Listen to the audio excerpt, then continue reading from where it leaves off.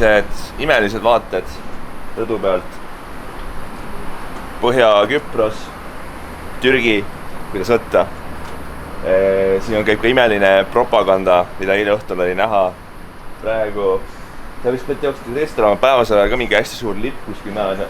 Jah, näen õlval on seal lipp ja öösel see on valgustatud. Ehk siis korralik öö läbi käib selline disko on, mis näitab, et Põhja-Küpros on ikka parim ja omaette riik ja kõik asjad veel. Me oleme siin mitte päris äärelinnas ega natukene kesklinnast eemal ja näeme siin vähemalt 2-3 silmakaares erinevaid maju. Nüüdseks oleme jõudnud tagasi Nicosia kesklinna, teeme veel ühe tiiru, vaatame päevavalgest üle kõik need ilusad kohad ja siis ühel hetkel liigume mägede poole ka.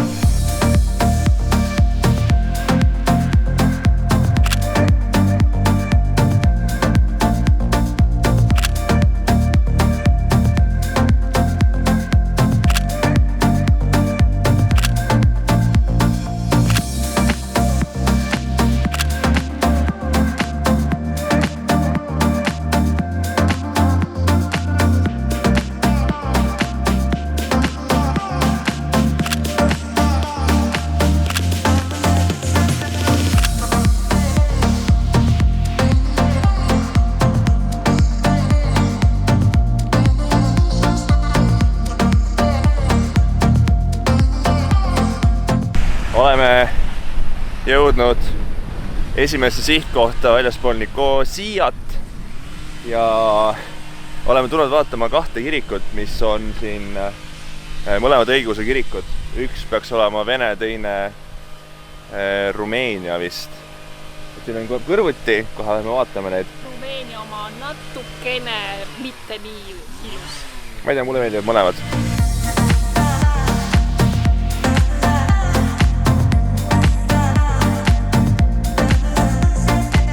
Siin Liina küll ütles, et talle meeldis see bling-bling oma rohkem. Ma ei öelnud, et meeldis. Lihtsalt on rohkem raha. Lihtsalt on rohkem raha. Aga igatahes minule meeldib see tumedam. Me üritame vist sisse ka saada korra ikka. Ma mõtlesin suveniiripoodi vaadata. Lähme vaatame suveniiri hoopis. Aga mulle isiklikult meeldib see must puustkirik rohkem. See näeb mõnusam, hubasem välja. Ja no põhiliselt ongi, ta näeb lahedam välja.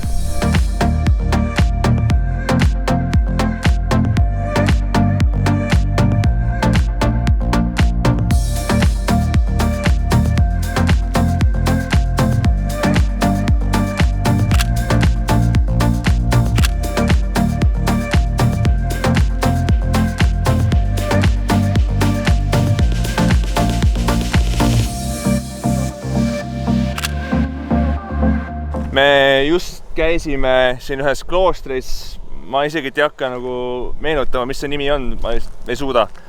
Aga ilus klooster oli, aga see on töötav klooster, monastery, et me ei saanud väga seal midagi ringi liikuda, natukene sai, aga sellest tuli ka ilusti ennast ära katta, panna niisugune pikem riidesse selga ja pildistada filmida ka ei tohtinud, mis pärast mul ei ole mingit materjali seal seest, võib-olla paar telefoni klõpsusala ja natuke droonikad siit kaugemalt. Aga mis mulje oli muidu? Kloostrist või? Jah. Normaalne, mäed on lahedamad. Mäed on küll lahedamad, jah. Igatahes. Ei, see on väga ilus, aga me ilmselt läheme ühte kloostrisse veel seda reisi jooksul. Äkki seal saab filmida pildistada ka. Aga nüüd igatahes liigume edasi, vaatame, mida loodus meile toob.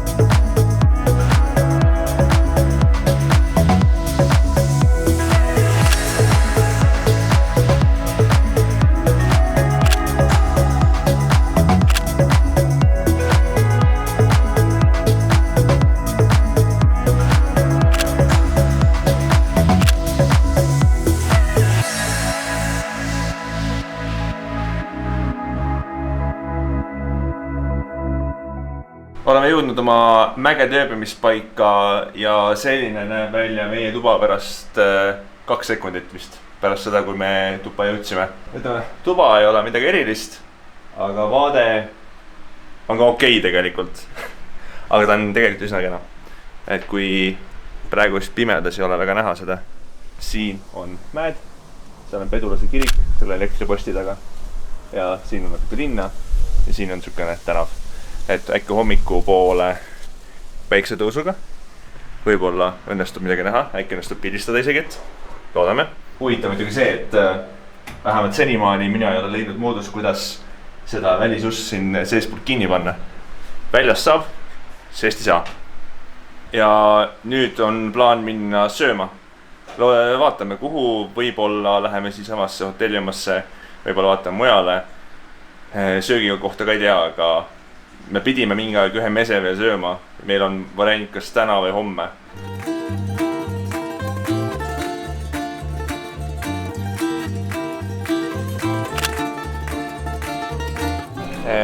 Otsustasime ikkagi, et sööme täna õhtul meset jälle, seekord traditsioonilises Kesk-Küprose Mägikülas ehk siis meie öömaja restoranis.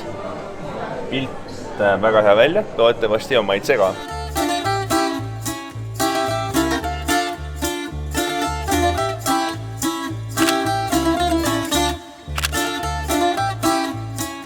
Kogu toit on ka vist nüüdseks kohale jõudnud. Me oleme mitu korda juba pildistanud ja pildistanud veel ja kui nüüd on lõplik, siis on lõplik ja kõik näeb väga hea välja. Maitseme, pole jõudnud süüa midagi peale leiva, sest kogu aeg on vaja pildistada. Aga nüüd on äkki kõik.